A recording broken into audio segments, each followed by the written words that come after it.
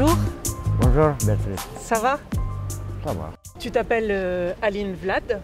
Tu es née en 1973 dans 4 le juillet. 4 juillet dans le nord de la Roumanie, Voilà. dans une région qui s'appelle Maramureș. Oui, Tu as 16 ans au moment de la chute de Ceausescu. oui. 10 ans après, tu décides de quitter la Roumanie pour venir en Angleterre. Sauf que finalement, tu restes en France. Je ne parlais pas du tout français. J'étais obligé d'apprendre français. Et dans 2 ans, j'ai appris à parler, à écrire et grammatique, tout.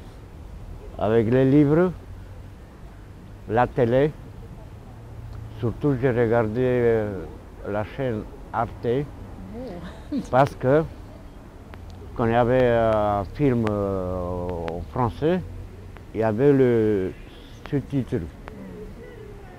Et écouter comment il parle et comment c'est écrit.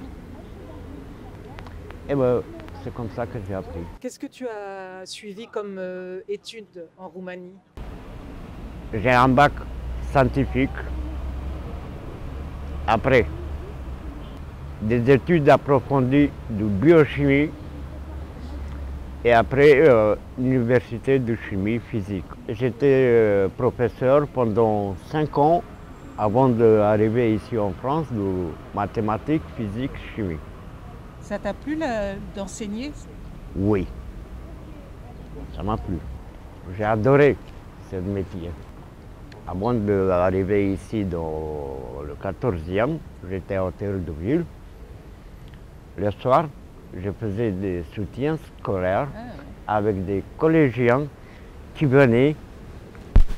Tong, tong, tong, tong, tong, tong, tong. Et bon, qu'est-ce que tu as comme devoir? Moi, ça, l'expliquer, comment ça se passe, c'est quoi.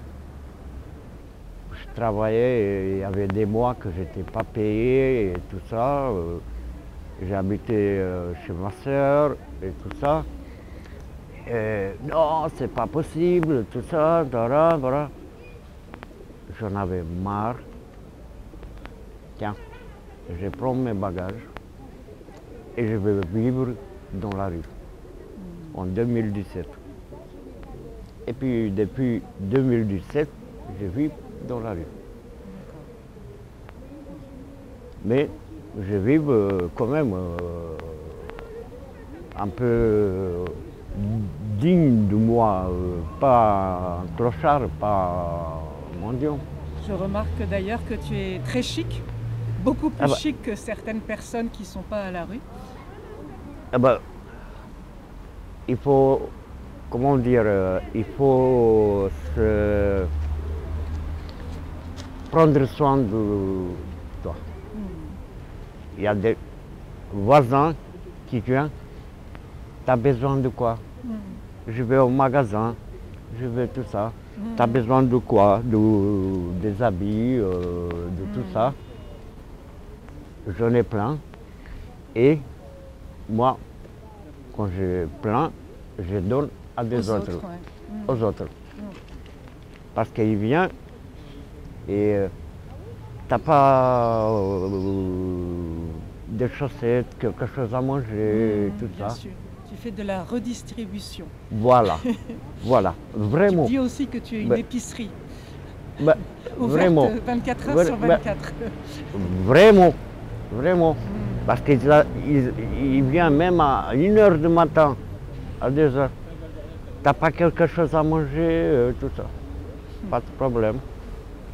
Je prends le sac. Tiens. Toute la journée, je lis. Oui.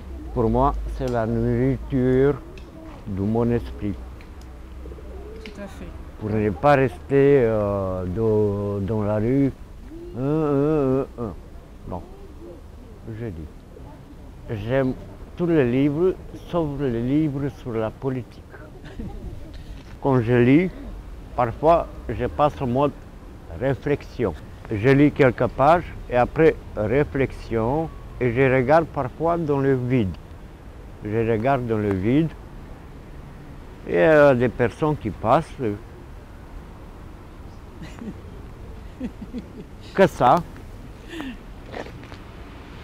c'est bon, il vient me donner de l'argent. Aller travailler dans la journée et la nuit dormir sur le béton, C'est impossible. c'est vraiment, c'est pas impossible, mais c'est fatigant. Ça demande trop d'énergie. Surtout après 4 ans de rue déjà. Ouais. C'est fatigant, vraiment fatigant. Mais qu'est-ce qui s'en fait remonter le moral? C'est qu'on y vient tous les jours, qui passe des personnes et qui vient juste pour parler avec moi. Parce qu'on a un sujet de conversation. Conversation. Bien sûr. Je ne suis pas comme les autres que tu parles. Monsieur, une petite pièce. Non, mais ça. C'est quoi ça?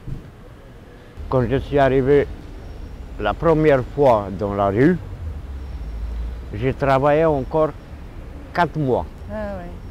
4 mois. Mais après 4 mois, j'étais tellement fatigué que j'ai arrêté. J'ai arrêté parce que je ne pouvais pas. J'en profite pour passer un appel aux habitants du 14e qui auraient une chambre de bonne par exemple où Aline pourrait reprendre des forces et se remettre à travailler. Voilà, merci beaucoup les habitants du 14e.